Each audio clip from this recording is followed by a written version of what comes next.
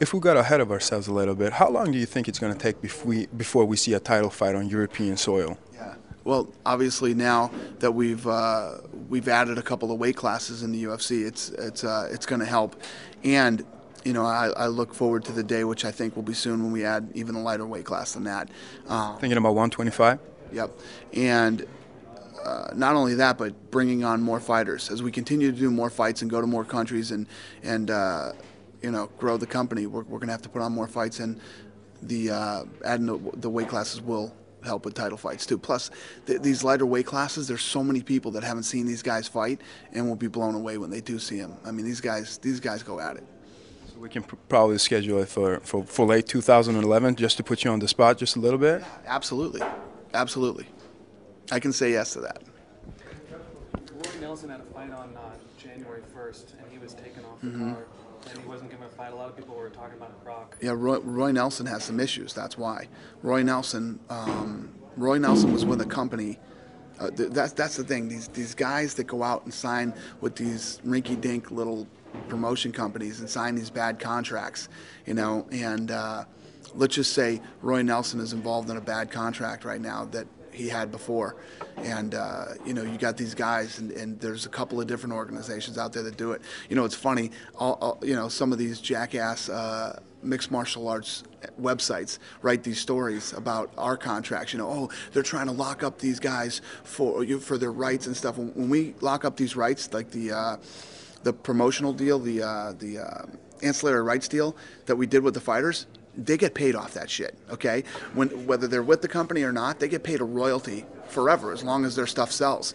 There's organizations right now that are locking these guys up to the old school boxing contracts, okay? The contracts that King and those guys were doing back in the 60s, 70s, and 80s, where they have options on top of their options, so your contract never ends with these guys. These are the kind of contracts that some of these guys are signing out there in these other organizations, and some of these MMA websites go, oh, stick up for these guys, they're the small guys. The small guys are the guys that are really fucking the fighters. You get the question a lot, so I got to ask you again. Where are you right now? Are there any negotiations with Fedor Emelianenko's management? I know it's getting bored to death talking about it. Could you give us an insight in that? Yeah, no. Here's the thing too. He first of all, he just lost. This guy didn't want to sign deals when he won. I mean, here's the crazy thing about everybody asking me about Fedor. Do you see this guy like, do you see him and his people out there trying to make big fights? Like he's out there trying to fight the best fighters in the world? He's a fucking farce, man. Everybody keeps clinging on to this guy that doesn't want to fight anybody. Do you see them out there making any big moves to try to fight any of the big fighters out there, any of the top heavyweight fighters? No. It's a joke. Those guys are a joke. I met with them face to face. I flew to some fucked up island out in the middle of nowhere to try to do a deal with these guys. And they didn't want to do a deal. This guy doesn't want to fight. He doesn't want to fight any of the top fighters in the world. He doesn't want to. And his management wants to go out there and try to negotiate some deal where they own a bunch of shit for nothing. Is there any sense of urgency getting Alistair Overeem in the organization right now when he's as smoking hot as he is? I mean, listen, I like Alistair Overeem. I see him all the time. He's a cool guy. There's no urgency on my part to get him into the UFC. I think anybody that isn't in the UFC gets overhyped by the media all the time. If Alistair becomes available and we start talking to him and wants to fight or whatever, when's the last time? First of all, Alistair's under contract with another company. When's the last time you saw him fight there in the United States? You know what I mean? He's under contract as their heavyweight champion, and he's not fighting. I mean, yeah, you know what I mean? No sense of urgency right now. None. I actually find it hilarious that he's ranked in the top 10 by some of the websites. I find it hilarious. Yeah. What has he done in MMA to be ranked in the top 10? Well, the fact of the matter. We got a lot of media guys here. What has I'm not going to. done to be ranked in the top 10 in mixed martial arts heavyweight division? Well, the fact of the matter is that he's such a crossover fighter. The fact that he's still ranked so high as a K1 fighter and that he can parlay that into mixed martial arts, I think that's why a lot of people think think he's interesting. Figure because he's such a good K1 fighter, he can parlay that into being a mixed martial arts fighter. That's what makes the mixed martial arts media fucking stupid. That they would even rank this guy in the top 10 in the heavyweight division because he's fighting in K1. That makes absolutely no fucking sense, and I would love to hear somebody make sense of this guy being ranked in the top 10. Nice guy. I like him, you know, but it's just... You base that on the fact that he hasn't actually fought anybody worth mentioning? Yeah, that would help. Yeah, that would help. How about guys that fight the top guys in the top 10 3 times a year?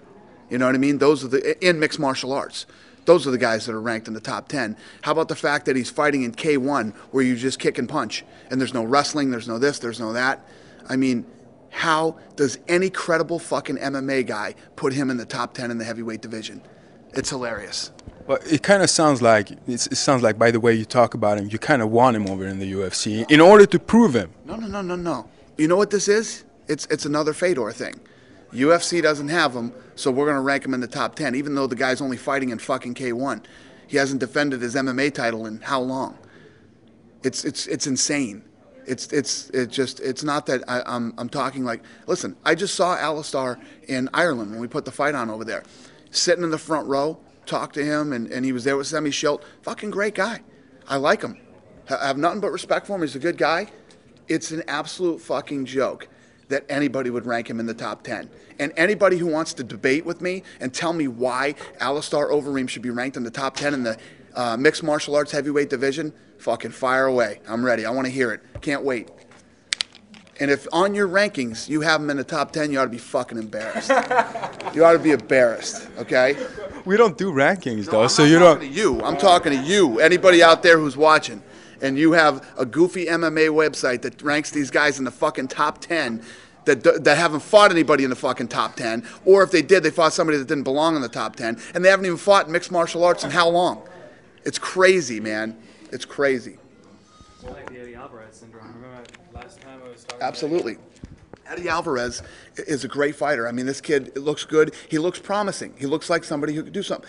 He just beat a kid who lost, what, 4 fights in a row? You know, and he did it. He looked good doing it. He busted Roger Huerta up. Roger Huerta's been on a fucking skid. The last fight he won was a street fight down in fucking Texas.